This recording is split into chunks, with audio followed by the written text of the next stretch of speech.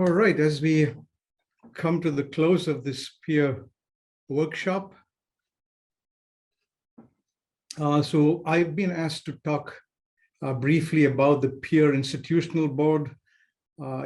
As of now, you've heard, peer being this large organization has many committees. I think the student committee that's presenting, this session is doing an excellent job. And to quickly get started here, what is the peer institutional board? Well, it's a board that basically consists of one representative from each of the core institutions. We also have one member to represent all of the educational affiliates. We have 9 of them right now. And so there's one who represents that.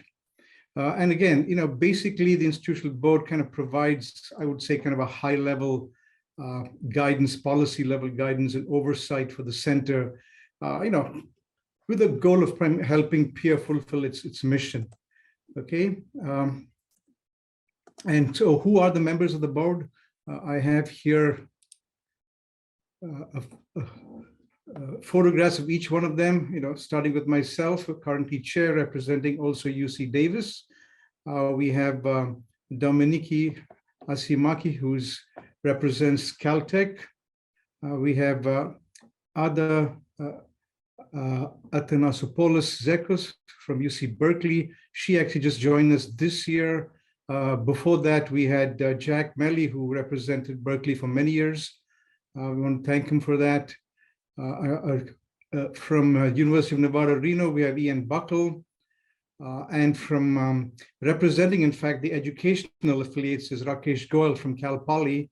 And there's a little note there that actually Rakesh is going to be vacating his position this year, and we will be looking for a new replacement for him later this year. From Stanford, we have Anne Kirmijian. From the University of Washington, we have Don Lehman, who was in fact the past chair of the institutional board.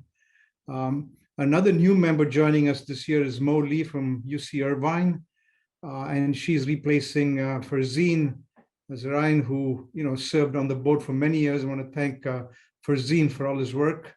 From USC, we have Patrick Lynott. From UC San Diego, Jose Restrepo, Michael Scott from Oregon State, and another new member joining us this year from UCLA is Jian Zhang, and she's actually replacing John Wallace, who was the UCLA rep for many years. And again, it's good to have these names, and either any if you want to get in touch with them. And you can see here what is the role of the IB members, basically just to attend our meetings. We have at least one every quarter, sometimes more if we need to. And we collectively provide guidance to peer headquarters. So peer headquarters constantly is in touch with the board to inform us about their mission, mission statement, plans that they have for the future, and they're always looking for some feedback. So the IB members also represent their core institutions at peer. And it is the job of the peer IB members to go back and to report to the core institution members about the activities within peer. And of course, most of you are generally aware of what goes on within peer, but every once in a while, there may be,